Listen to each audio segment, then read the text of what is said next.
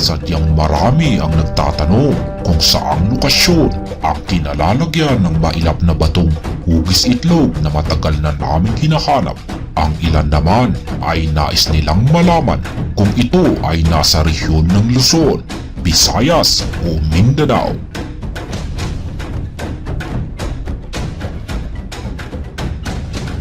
Naiintindihan ko na ang pagkakaroon ng kahit konting palatandaan ay higit na makakatulong ito sa paghahanap sa kinalalagyan ng naturang batong hugis itlog na naglalaman ng pinakamalaking didokumentado na dyamante sa buong mundo.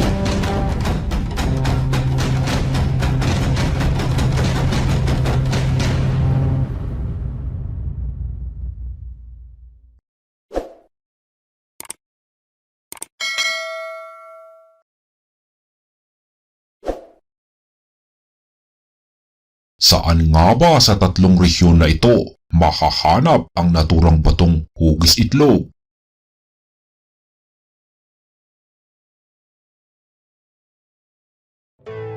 Sa kasamaang palad, ang hapong general na siyang punot dulo ng batong hugis itlog na aming hinahanap ay sadyang hindi nagbigay ng direktang kasagutan kung saang lugar ito mahahanap. Sinimulan niya ang pagdidetalye noong panahon na sila ay nasa bingit ng kanilang nalalapit na pagkatalo sa digmaan. Ayon sa kanya, siya ay inatasan ni General Yamashita na itago ang pinakamalaking didokumentadong dyamante sa buong mundo. Ngunit sa mga oras na ito, sila ay nalulula sa pinagsanib puwersang hukbo ng mga Pilipino at Amerikano.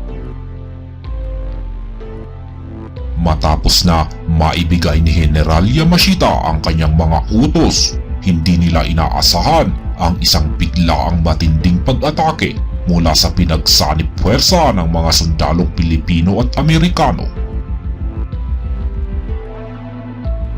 Sadyang naging napakakritikal ang bawat minuto para sila ay tumakas, kaya ang pagtingin sa kanilang mapa para malaman kung saan sila patungo ay isang hindi magandang ideya.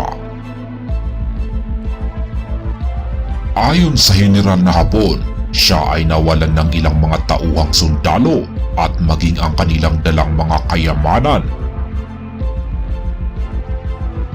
Ang pagtakas sa pinagsanib puwersa ng mga sundalong Pilipino at Amerikano ay sadyang hindi naging madali para sa kanila.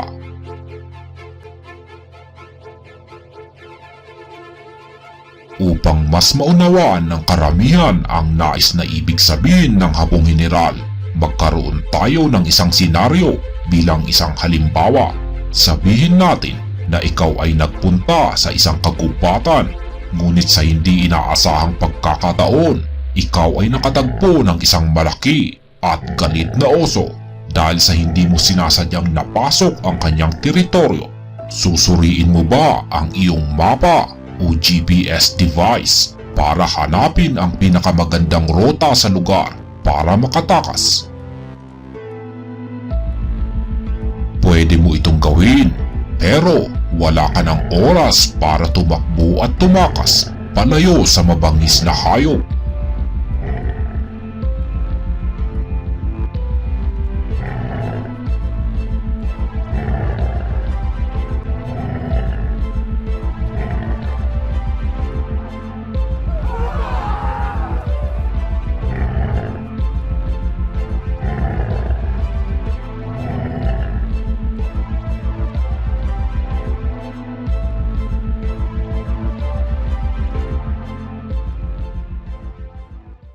Sa kadalasan, tiyak na ikaw ay agad na tatakbo at pipiliin mo ang pinakaligtas na rota gamit ang iyong sariling paningin at pakiramdam na ito ay ligtas.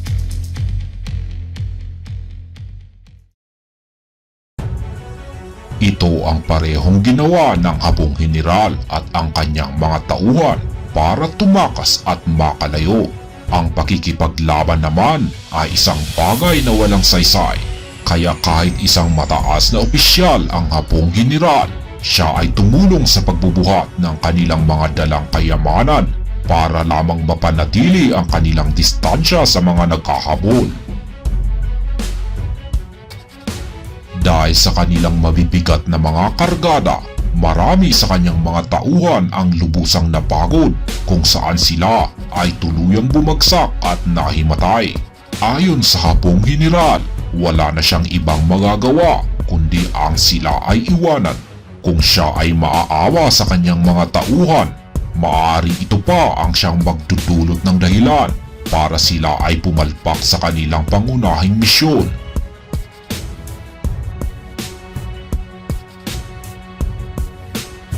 Tinahak nila ang mga lugar sa pamamagitan ng pagsunod sa mga rota na may malinis na tubig na pwede nilang inumin, partikular ang mga sapa.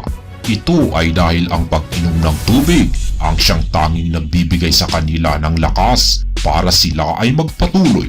Kaya sila ay nanatili sa mga rota na may mga sapa hanggang sa kanilang marating ang isang lugar kung saan ay dito sila nagpasyang itago ang lahat ng huling kayamanang kanilang dala.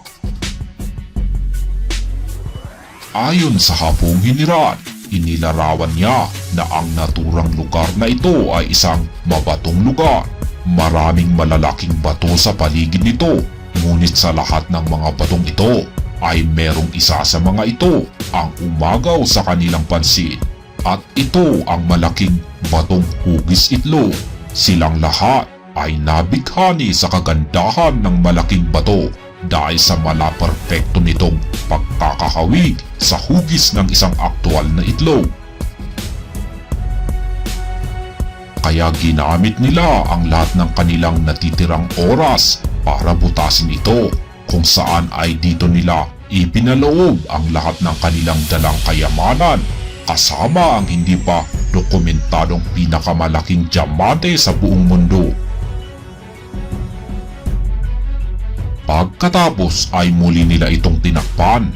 Sila ay nagtagumpay sa kanilang misyon, kaya pagkatapos mapayapa silang sumuko sa tropa ng mga sundalong Pilipino at Amerikano na walang sukong humabol sa kanila.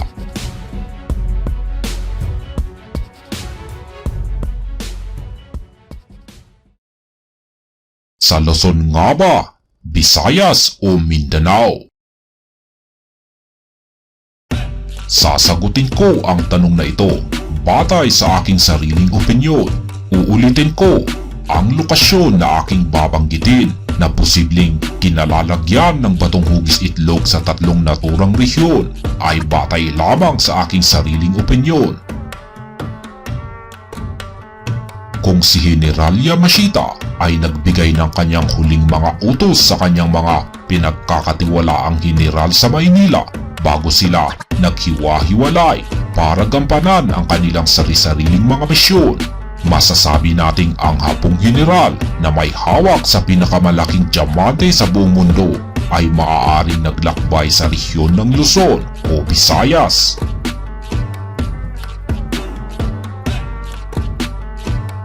Masyadong napakalayo ng Mindanao para ito ay kanilang tahakin gamit lamang ang kanilang mga paa, lalo na at mabibigat ang kanilang mga dala.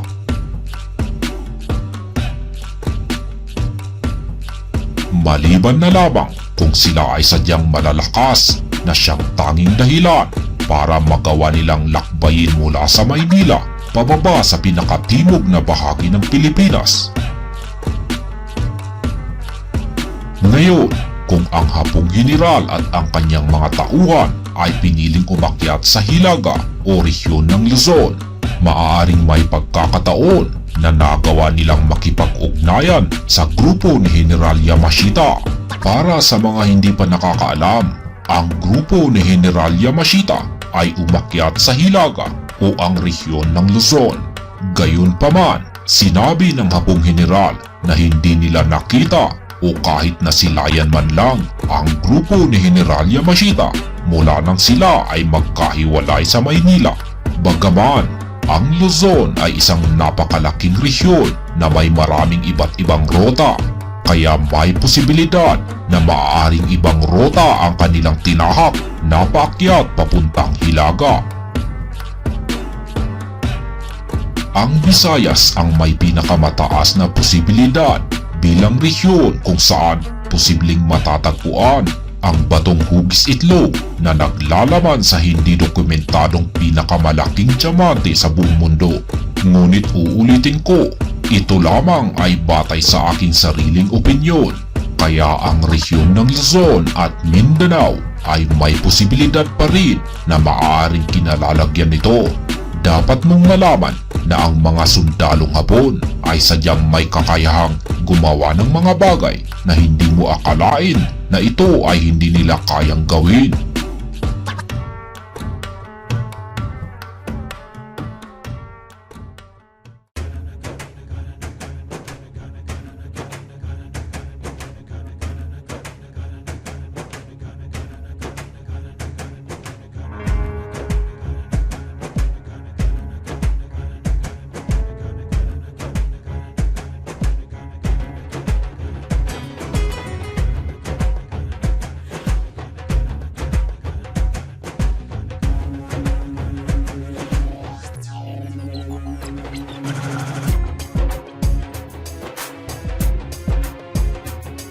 At hanggang dito na lamang tayo sa bidong ito.